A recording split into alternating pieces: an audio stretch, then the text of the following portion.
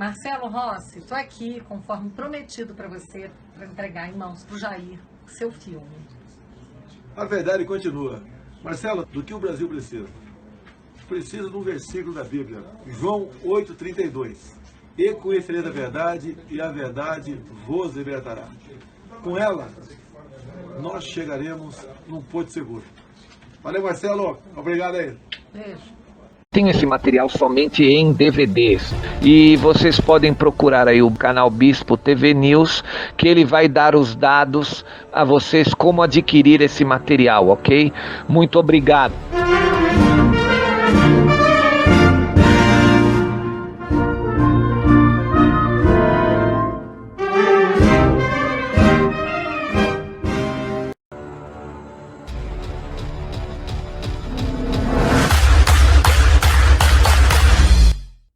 Verifique se está inscrito no canal, deixe o seu like para ganhar relevância e faça os seus comentários. Vamos ao vídeo. Olá a todos, sejam muito bem-vindos ao Bispo TV News, o canal para quem é a favor da ordem, da justiça, da liberdade, para quem é a favor da família tradicional, para quem é contra o aborto, contra a ideologia de gênero. E aqui apoiamos o governo do nosso presidente, Jair Bolsonaro.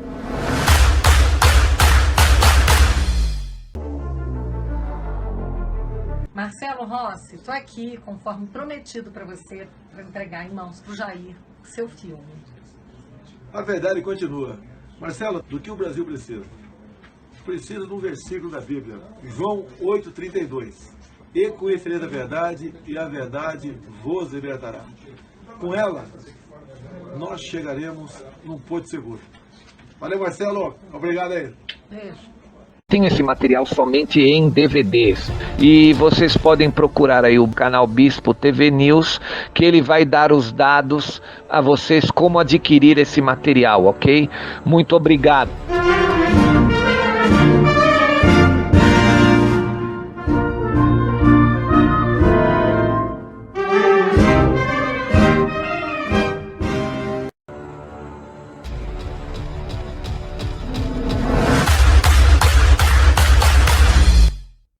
Verifique se está inscrito no canal, deixe o seu like para ganhar relevância e faça os seus comentários.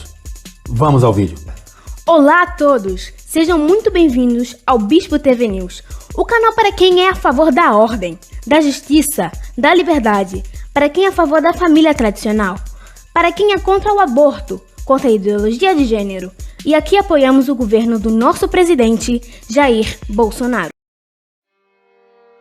Operação Retomada, a realidade superando a ficção, parte 10, os donos do mundo. Vamos fazer então um novo à parte na nossa história e explicar quem são esses donos do mundo e seus reais objetivos. Tudo começou de fato quando os Illuminati, uma sociedade secreta da Bavária, fundada em 1776, para reunir intelectuais que se opunham à influência religiosa e elitista sobre a vida cotidiana. Ela incluía vários progressistas da época, mas assim como ocorreu com a maçonaria, eles foram sendo gradualmente transformados em foras da lei pelos conservadores e pelos críticos cristãos, e o grupo deixou de existir. Tudo porque o homem de entregas, o mensageiro de Adam Weishaupt, o fundador do grupo Illuminati, foi morto numa estrada da região sul da Baviera por um raio, enquanto rumava a cavalo em suas entregas de planos secretos a pessoas especiais.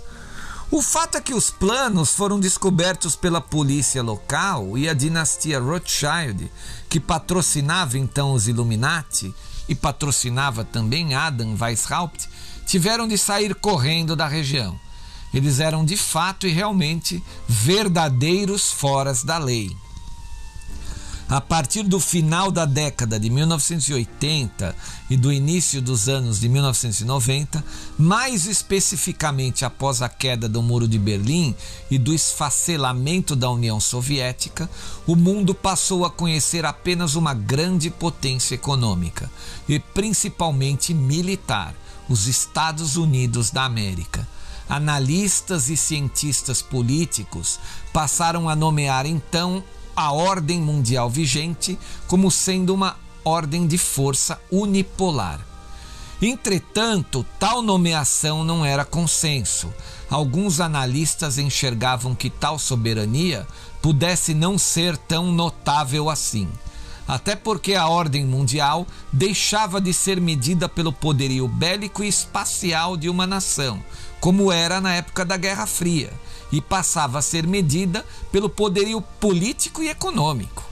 Nesse contexto, nos últimos anos, o mundo assistiu a sucessivas crescentes da União Europeia e do Japão, apesar das crises que estas frentes de poder sofreram no final dos anos 2000. De outro lado, também vêm sendo notáveis os índices de crescimento econômico que colocaram a China como a segunda maior nação do mundo em tamanho do PIB. Por esse motivo, muitos cientistas políticos passaram a denominar a nova ordem mundial como sendo um mundo multipolar. O fato é que a tal situação aconteceu justamente por conta da abertura do comunismo e do atraso tecnológico em que ele submeteu a Rússia e os 14 países satélites da antiga União Soviética. Lembram dos objetivos dos donos do mundo, as elites dinásticas que controlam a Terra, em se manter no topo da roda a qualquer custo? Estes, os Rothschilds, os Rockefellers, Morgans, etc, etc, etc. Ainda que os custos sejam o atraso tecnológico das nações onde eles atuam, impedindo via a força bruta de exércitos formados por governos comunistas e totalitários. Quando a União Soviética esfacelou-se e abriu o regime, o atraso tecnológico e o padrão de vida de seus povos eram extremamente evidentes frente ao seu maior rival, os Estados Unidos da América. Logicamente, então, pelo ponto de vista daqueles que desejavam esse modelo apenas para se manterem no topo da roda, ele foi um sucesso e deveria ser aplicado a todas as nações da Terra. É óbvio que seria difícil, demandaria tempo, dinheiro, reuniões intermináveis, planejamentos constantes, principalmente entre os sócios do esquema todo, e que eu já citei anteriormente, ou seja, as famílias dinásticas, seus gerentes controladores, políticos e partidos socialistas de todas as nações da Terra, progressistas diversos, as instituições controladas pelas dinastias, como o Council of Foreign Relations, a Trilateral Commission e até a própria ONU, que nasceu apenas a fim de atender os interesses dessas dinastias poderosas e não os interesses das nações em si. O que essas dinastias e seus aliados jamais poderiam imaginar é que a partir de um determinado momento histórico, principalmente quando toda a humanidade estivesse interligada pelos computadores, pelos telefones celulares e aplicativos diversos, completamente online real time, o curso de seus planos estaria definitivamente fadado ao fracasso. Éramos como carneirinhos indo na direção ao abate, aos matadouros, completamente focados apenas em nossos problemas e frustrações pessoais, enquanto essa gente pútrida e arrogante planejava o que fazer com as nossas próprias vidas. A inteligência militar ocidental salvou a humanidade livre de tal absurdo mesquinho, salvou o homem de efetivamente tornar-se novamente escravo de outros homens, e isso sem a humanidade saber. Então, lá em 2001, Fernando Henrique Cardoso desmoraliza-se completamente. O motivo principal? O Brasil vinha de 2 verões completamente secos, quando a falta de chuvas colocou a matriz energética do país completamente de joelhos. A energia das usinas hidrelétricas estava escassa. Os governos patrimonialistas anteriores e a social-democracia tucana de FHC não investiram um mísero centavo sequer na estrutura do país.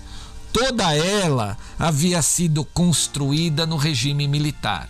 Os brasileiros, então, contra sua própria natureza, foram novamente forçados à economia de energia, em uma ordem de 25% a 30%, o que afundou o país novamente em profunda recessão, abrindo espaço para mais um aproveitador político, Lula da Silva, e seu grupo de doentes mentais, socialistas e criminosos do PT.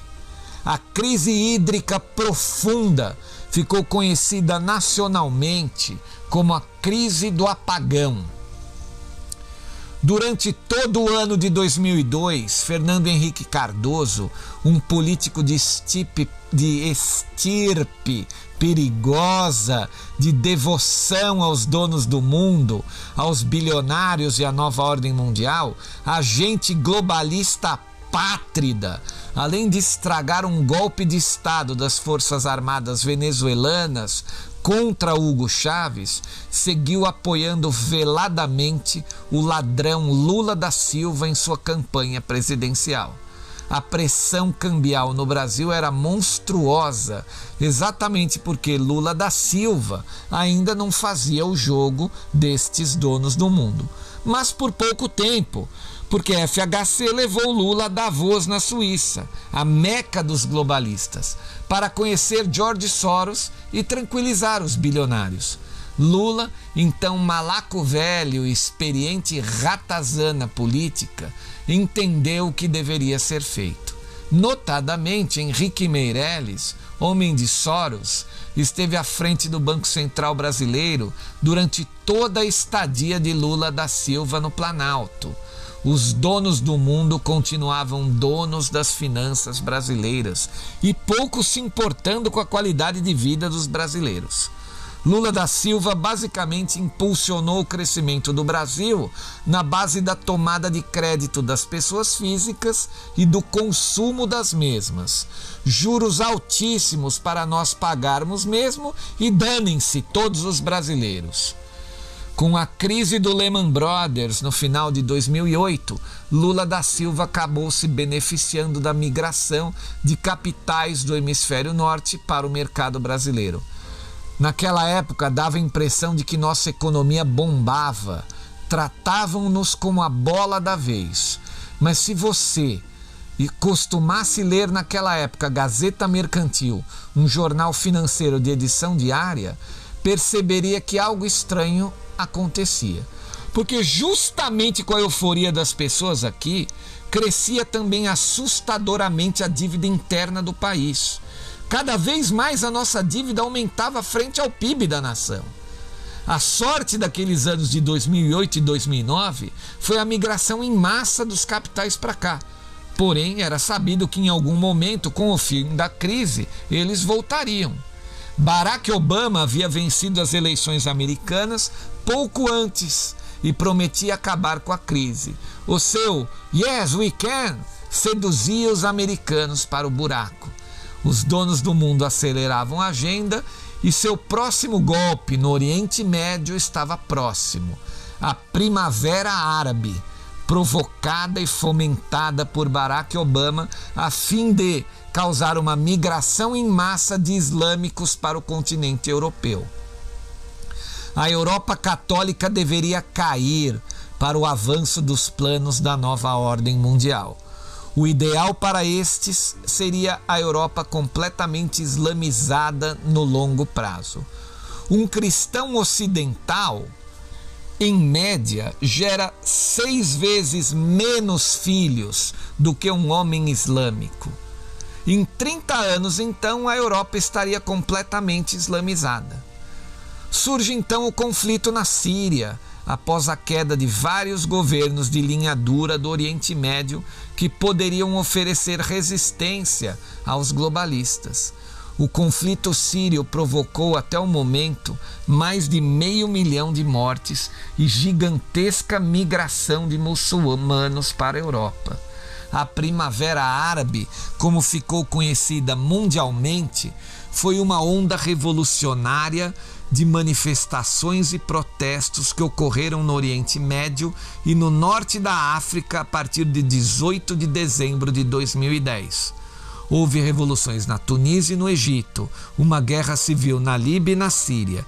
Também ocorreram grandes protestos na Argélia, no Bahrein, Djibouti, Iraque, Jordânia, Omã e Iêmen, e protestos menores no Kuwait, Líbano, Mauritânia, Marrocos, Arábia Saudita, Sudão e Saara Ocidental. Os protestos compartilharam técnicas de resistência civil em campanhas sustentadas envolvendo greves, manifestações, passeatas e comícios, bem como o uso das mídias sociais, como Facebook, Twitter e YouTube, para organizar, comunicar e sensibilizar a população e a comunidade internacional em face de tentativas de repressão e censura na internet por parte dos estados. As redes sociais, então, desempenharam um papel considerável nos recentes movimentos contra as ditaduras nos países árabes. A propagação do movimento conhecido como Primavera Árabe, que começou em 2010 na Tunísia, para todo o norte da África e Oriente Médio, não teria sido a mesma sem os recursos proporcionados pela internet. Foi na internet que os setores mais inconformados da sociedade encontraram o instrumento ideal para exercer o cyberativismo, de onde eles puderam canalizar as críticas contra os abusos de poder das autoridades, agendar e realizar ações de protesto. Em dezembro de 2010, um jovem tunisiano, Mohamed Bouazizi, ateou fogo ao próprio corpo como forma de manifestação contra as condições de vida no país onde morava. Ele não sabia, mas o ato desesperado e que o levaria à morte acabaria culminando do que mais tarde viria a ser chamado de Primavera Árabe. Protestos se espalharam pela Tunísia, levando o presidente Zine al-Abidine Ben Ali a fugir para a Arábia Saudita apenas 10 dias depois. Ben Ali estava no poder desde novembro de 1987. A internet, naquele fim da década de 2000 e início da década seguinte, já estava potencialmente elevada. Milhões e milhões de pessoas já estavam ligadas em seus PCs, com suas bandas largas, conversando diariamente dentro das chamadas redes sociais, as plataformas digitais de relacionamento e reuniões de pautas em comum. O homem já estava em comunicação total pelas redes. A rede de comunicação tradicional, as TVs, os rádios e a mídia impressa, toda ela pertencendo aos donos do mundo, estava então há pouco tempo de se tornar completamente obsoleta.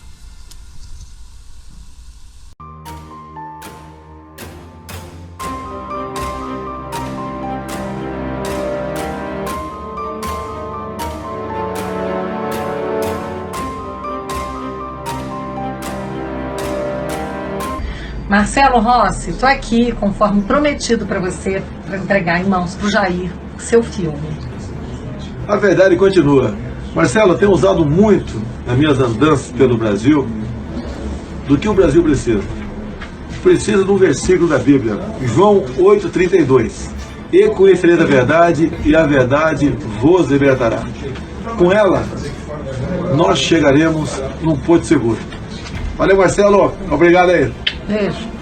Tenho esse material somente em DVDs. O primeiro DVD duplo se chama A Verdade Revelada no Peito em que ela impera. O segundo DVD duplo se chama A Verdade Continua Sentindo no Peito Invicto. E o terceiro e último que fecha a trilogia, A Verdade Triunfante dos Mares Verdes ao Cruzeiro do Sul. Na verdade são 6, porque é um conjunto de 3 DVDs duplos para você conhecer realmente todo toda a história verdadeira do regime militar brasileiro de 64 a 85. Ali a gente não deixa passar nada. Todos os mitos que a esquerda socialista inventou, nós estamos desvendando. Todos os boatos que eles contaram, nós estamos desmistificando. Realmente estamos passando aquele período do Brasil a limpo nesses 3 DVDs. Eu garanto a vocês que quem assisti-los vai ser um material de consulta, é um material que vai ficar também para as próximas gerações